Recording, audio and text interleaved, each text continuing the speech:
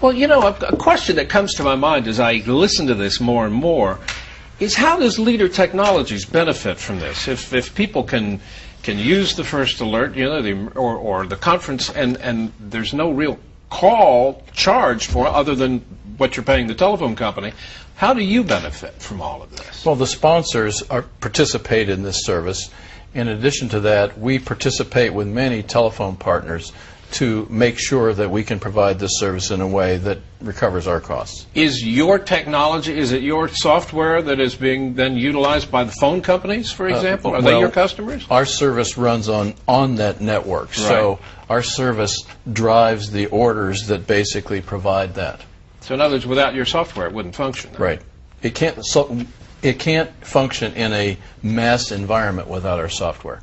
We're kind of moving the paradigm of having a conference calling box into basically what we call a distributed network, so that we can put small servers all over the country, right, and therefore cover the network much more easily and much more flexibly.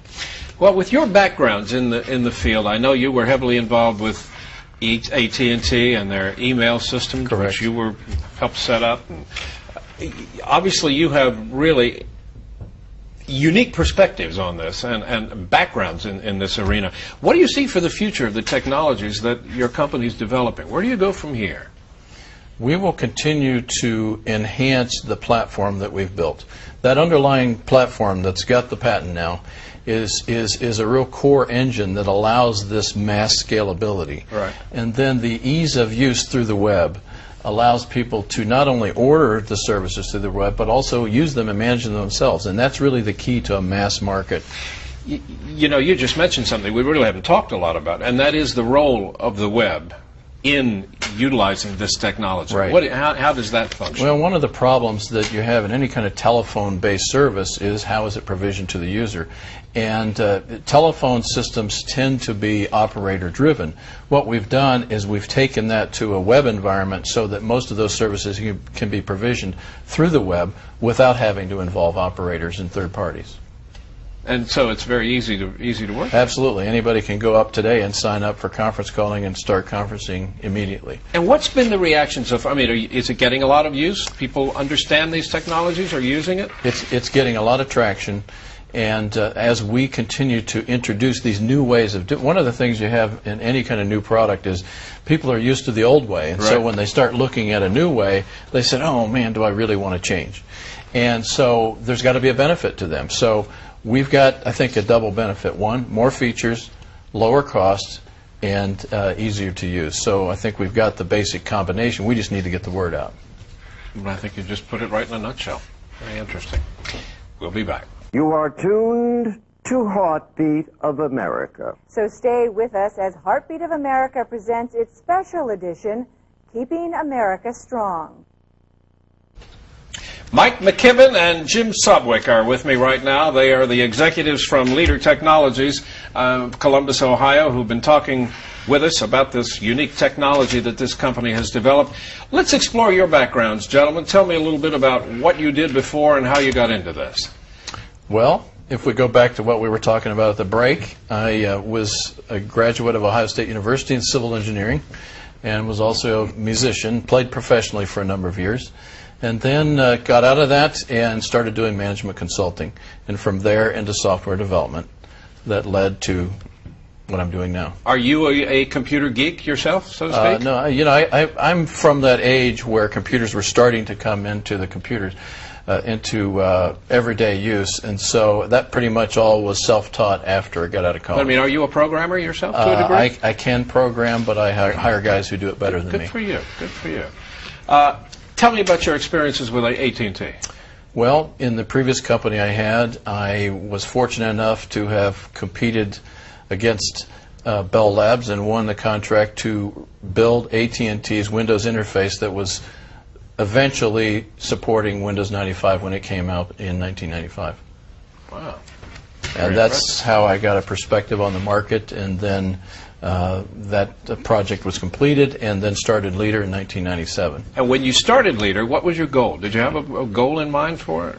My goal was to take communication software services to the edge. One of the things that I saw in supporting the entire AT&T infrastructure was the difficulty of provisioning. Everything took too long for the users to be able to have the benefit of it. And I saw an opportunity to take a lot of services that had a lot of people involved and make them software-based so that people could provision them themselves. In fact, the salespeople could provision them themselves. That was easier said than done.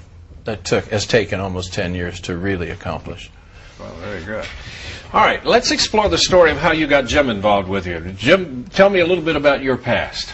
My past, I am a computer geek. I graduated with a computer systems background and an MBA, but primarily I've been in telecommunications since I graduated from college.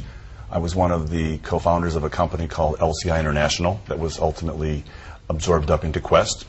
And then my previous engagement, we were one of the founding companies that developed the prepaid calling card. And Mike and I were introduced to each other when I took off about 4 or 5 years from the sale of my last company. And I really enjoyed taking small companies from their inception and building them up to mid-sized to large companies and selling them.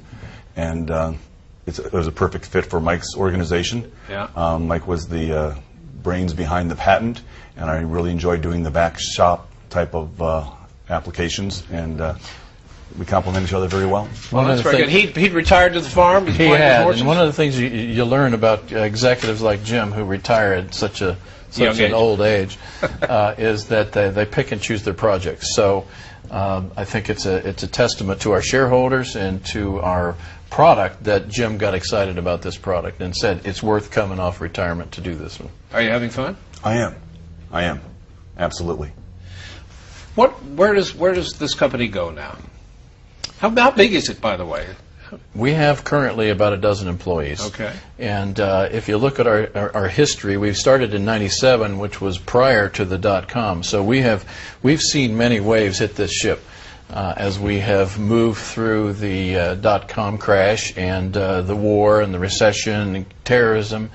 And so it's been a pretty tough way to go, but we've had a number of shareholders who've stuck with us, and our employees have stuck with us, and we are now poised, I think, for that next step. And getting guys like Jim involved and others is really poising us to not only really monetize everything that we've learned about how to sell this platform, right, but also to monetize our intellectual property, which was another key priority of our company, and that's where. And it's most companies. You think of companies like yours and what you're doing. They're all Silicon Valley based. You're in Columbus, Ohio. Is that a good place to have a business like this? It's kind of interesting traveling around the country and people hear, "Wow, this is pretty interesting technology. Where are you from?"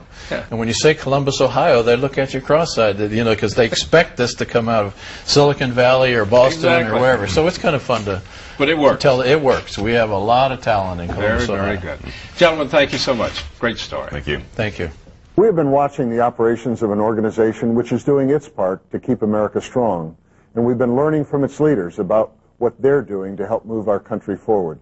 This organization represents companies across our great nation that embody the spirit, dedication, know-how, and can-do attitude which has made America the great nation it is today. And now let's present the Keeping America Strong Award. Now it is my honor to present this prestigious award to Mike McKibben, the chairman and CEO of Leader Technologies of Columbus, Ohio, for the outstanding work his company is doing to help keep America strong. Mike, it's a pleasure to give this to you. Congratulations. Thank you, Doug. I appreciate that. This is something I accept for my employees and my shareholders and for our customers and all those who are helping make this company a success. Well put. Thank you again. Thank you. Congratulations for earning the Keeping America Strong Award, which honors innovators and leaders like you who are the heartbeat of America. If you'd like more information on this company's services, you can find it on the web. Their address is simple. It's www.leader.com.